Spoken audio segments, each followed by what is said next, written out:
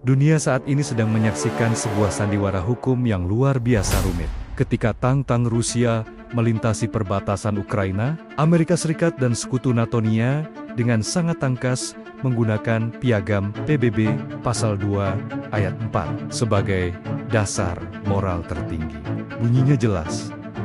Larangan penggunaan kekerasan terhadap integritas teritorial sebuah negara kedaulatan. Dalam narasi ini, Rusia adalah penjahat, dan setiap sanksi yang dijatuhkan dianggap sebagai tindakan suci untuk menegakkan hukum internasional.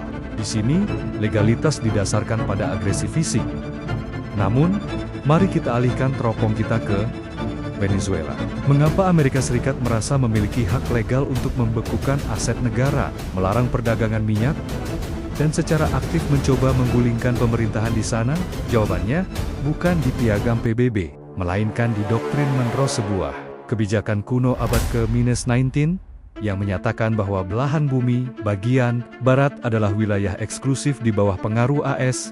Di Venezuela, AS tidak menggunakan agresi fisik militer langsung, melainkan agresi ekonomi. Logika penguasa di sini bekerja secara licik.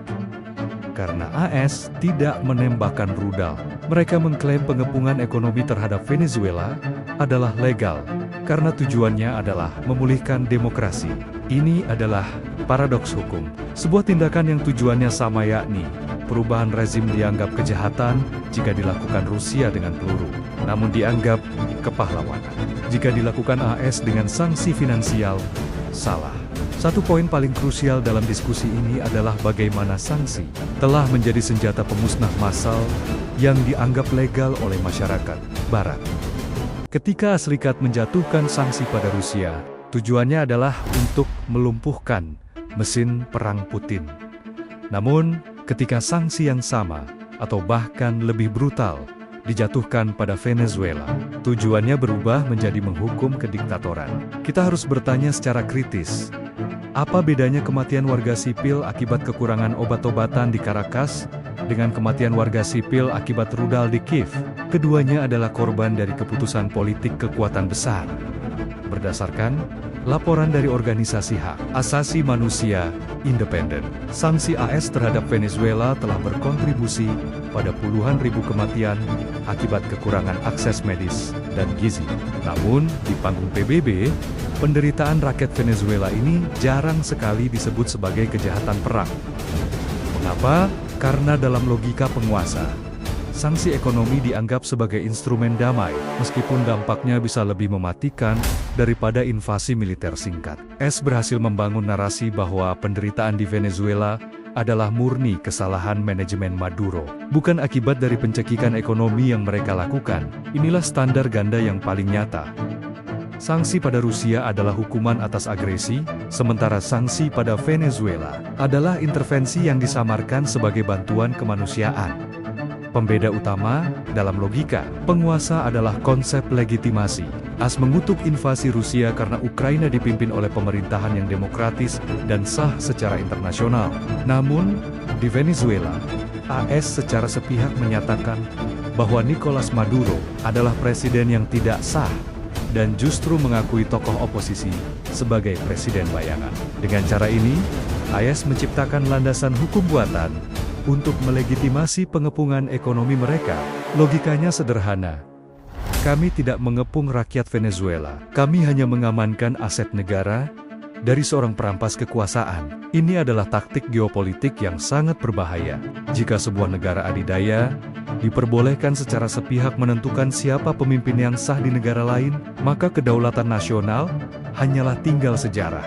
Standar ganda ini terlihat sangat jelas ketika kita membandingkan bagaimana AS bereaksi terhadap protes di Rusia yang didukung habis-habisan dengan bagaimana mereka bereaksi terhadap pelanggaran HAM oleh sekutu-sekutu mereka sendiri di wilayah lain yang seringkali diabaikan. Dalam logika penguasa, hukum internasional bukan lagi sebuah jembatan menuju keadilan, melainkan sebuah palu yang digunakan hanya untuk memukul musuh-musuh ideologis mereka. Jika benar Amerika Serikat bertindak atas dasar moralitas dan demokrasi di Venezuela, mengapa tiba-tiba mereka berubah sikap saat perang di Ukraina pecah?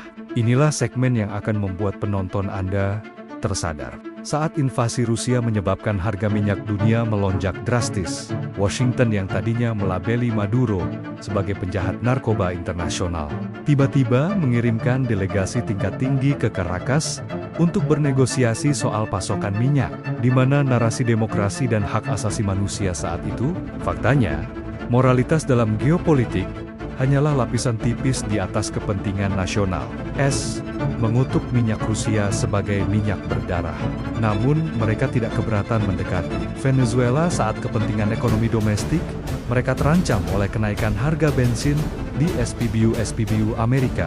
Ini membuktikan bahwa pengepungan Venezuela dianggap legal bukan karena Maduro jahat, tapi karena Maduro tidak sejalan dengan kepentingan AS, dan sanksi terhadap Rusia dianggap wajib bukan hanya karena Ukraina diserang, tapi karena Rusia adalah pesaing energi yang harus disingkirkan dari pasar Eropa.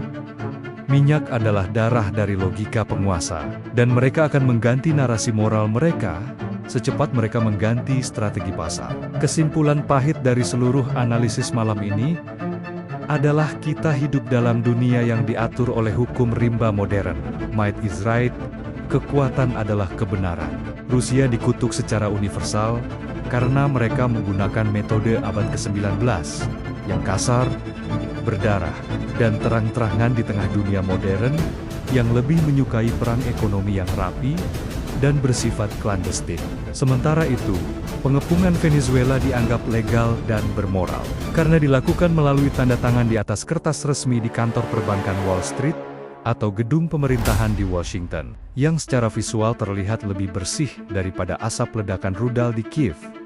Bagi pemirsa setia GeoNusa Journal, pelajaran pentingnya adalah jangan pernah menelan mentimenta narasi hukum internasional yang hanya disuarakan oleh satu pihak yang memiliki kepentingan.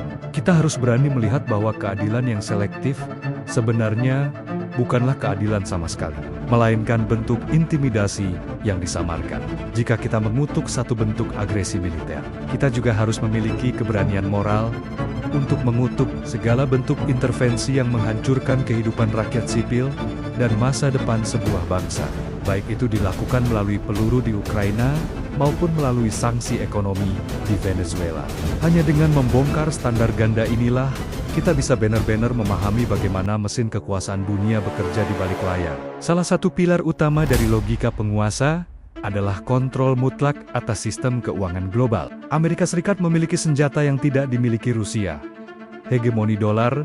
Ketika AS menjatuhkan sanksi, mereka tidak hanya melarang perusahaan Amerika berbisnis dengan target, tetapi mereka mengancam siapapun di seluruh dunia yang menggunakan sistem perbankan global. Inilah yang disebut sebagai sanksi sekunder. Jika bank di Indonesia, India atau Turki berani memproses transaksi minyak dari Venezuela tanpa izin Amerika Serikat, bank tersebut bisa diputus dari akses perbankan internasional.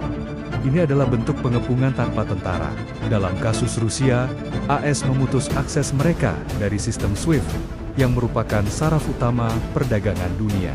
Namun, terhadap Venezuela, AS melangkah lebih jauh dengan menyita aset fisik milik negara tersebut di luar negeri, termasuk cadangan emas yang disimpan di bank-bank Eropa. Logika penguasa di sini adalah, kami yang membuat sistemnya, maka kami berhak memutuskan siapa yang boleh ikut serta. Inilah mengapa pengepungan Venezuela dianggap legal secara sistemik, bukan karena itu benar secara moral, tetapi karena AS memegang kunci gerbang ekonomi dunia. Perbedaan yang paling mencolok antara konflik Rusia-Ukraina dan pengepungan Venezuela adalah bagaimana media global membingkai penderitaan rakyatnya.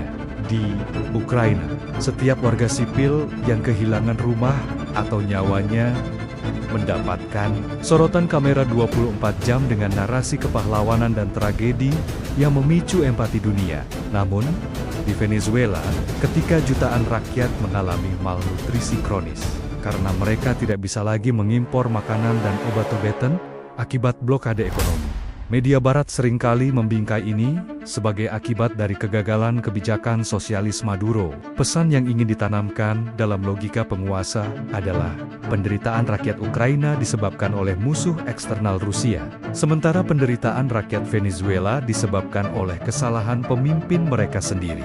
Dengan cara ini, AS bisa mencuci tangan dari dampak kemanusiaan yang ditimbulkan oleh sanksi mereka. Padahal, data menunjukkan bahwa sanksi ekonomi yang sangat keras adalah faktor utama yang melumpuhkan kemampuan Venezuela untuk menyediakan layanan dasar. Ini adalah perang persepsi, di mana penderitaan manusia dikomodifikasi untuk mendukung agenda politik tertentu, sementara penderitaan lainnya disembunyikan di balik analisis ekonomi yang dingin. Logika penguasa juga bekerja untuk mencegah negara-negara di luar lingkaran sekutu utamanya menjadi mandiri secara strategis. S. Mengecam invasi Rusia sebagai upaya remilitarisasi yang mengancam stabilitas Eropa. Namun, pengepungan terhadap Venezuela sebenarnya didorong oleh ketakutan yang sama terhadap ide renationalisme sumber daya alam. Sejak era Hugo Chavez hingga Maduro, Venezuela mencoba mengambil kendali penuh atas minyak mereka dari perusahaan-perusahaan multinasional Barat untuk mendanai program sosial domestik. Bagi Washington, ini adalah dosa besar dalam sistem kapitalisme global. Pengepungan Venezuela dianggap legal dalam logika penguasa. Karena itu, adalah upaya untuk mendisiplinkan sebuah negara yang berani menantang dominasi perusahaan-perusahaan besar Barat. Sanksi dijatuhkan bukan karena Maduro seorang diktator, karena banyak sekutu AS lainnya juga dipimpin oleh pemimpin otoriter tatapu. Karena Maduro menutup pintu bagi kepentingan korporasi energi AS. Di sini kita melihat bahwa standar ganda ini bukan tentang demokrasi, tetapi tentang siapa yang berhak memiliki dan menjual darah bumi sebagai negara yang memegang prinsip politik luar negeri bebas aktif. Indonesia harus belajar banyak dari fenomena ini. Kita melihat bagaimana negara-negara yang memiliki sumber daya alam melimpah, namun tidak sejalan secara politik dengan kekuatan besar, akan selalu rentan terhadap sanksi dan intervensi. Kasus Venezuela adalah peringatan bagi Indonesia bahwa kedaulatan atas kekayaan alam seperti nikel atau batu bara bisa saja memicu pengepungan serupa jika kita dianggap mengancam kepentingan ekonomi penguasa global. Standar ganda ini juga terlihat dalam isu lingkungan atau perdagangan. Indonesia sering ditekan dengan isu deforestasi atau hak asasi manusia saat kita mulai mengolah kekayaan alam kita sendiri. Sementara negara-negara penguasa yang lebih dulu merusak lingkungan saat mereka berkembang, justru memberikan sanksi pada kita. Kita harus menyadari bahwa logika penguasa selalu menciptakan aturan yang menguntungkan mereka yang sudah mapan. Posisi Indonesia harus tetap teguh pada kemandirian dan tidak boleh terjebak menjadi bidak dalam permainan sanksi yang penuh dengan standar ganda ini. Malam ini, kita telah membedah lebih dari sekadar berita utama.